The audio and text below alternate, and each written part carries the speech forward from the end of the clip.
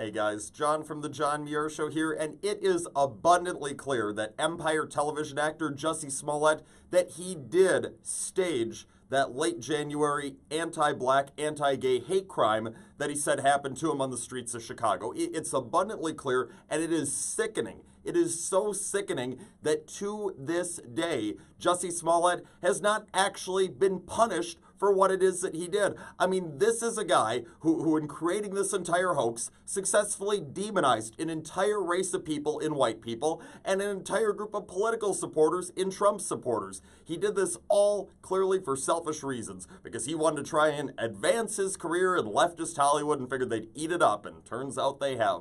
But he has not been punished. All these charges were dropped, even though the prosecutors, these lefty prosecutors overseeing this, they've come out and admitted, oh yeah, we still think Jussie Smollett did it. They know he did it, but they're refusing to prosecute him merely for political reasons, because they're a bunch of lefties and they're saying, oh yeah, look at our fellow lefty. He was demonizing Trump and all Trump supporters. Yeah, way to go, Jussie. Oh yeah, don't worry, you won't face any legal consequences for this. It is shameful. It is a travesty of justice what is happening in the city of Chicago right now. It's maddening to all of us out there, all of us Trump supporters who were demonized by Smollett and this hoax that he cooked up, that nothing has happened to the guy yet. I mean, not only has he not had to face any real legal consequences for what he's done, the guy hasn't even had to admit that he was in the wrong. He hasn't had to admit that he was lying the entire time. Look, I'm not going to lie, I would love that even. If it would just get to a point where Jussie Smollett was forced to say, okay, I lied, the whole thing was a hoax, I demonized these people, it was wrong of me to do that. You know,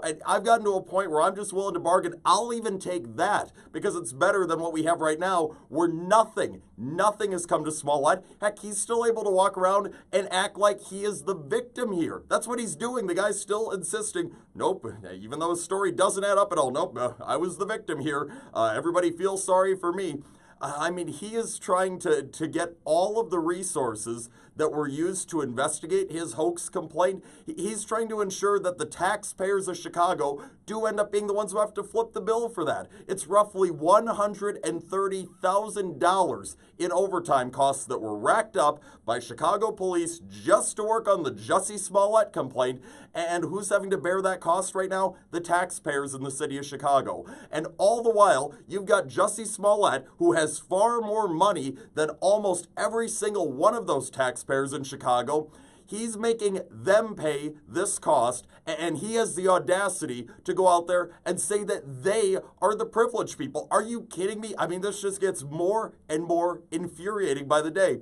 I am so glad to see that the city of Chicago's now come out yesterday and said that, okay, you know what, if Smollett's not going to pay the $130,000 on his own, you know what, we're going to pursue this the legal route. We are going to do what we can to get that money back for the taxpayers of Chicago. And I hope that the officials down in Chicago, that they stick to their guns. You got Smollett's team coming out and saying that, oh, Jussie will not be intimidated and bullied by all these people in Chicago. He will not be intimidated to pay the money. I mean, it's just so disgusting. I can't use that word enough to describe what it is that Smollett and his legal team have been up to this entire time over the past few months. Look, even if that Obama-loving, Soros-funded lefty prosecutor Kim Foxx down in Chicago, if she is not going to ensure that justice is brought to Jussie Smollett, I hope in some way that these city officials down in Chicago stick to their guns and can at least a little bit start to make this right for all the people who have been the real victims at the hands of Jussie Smollett.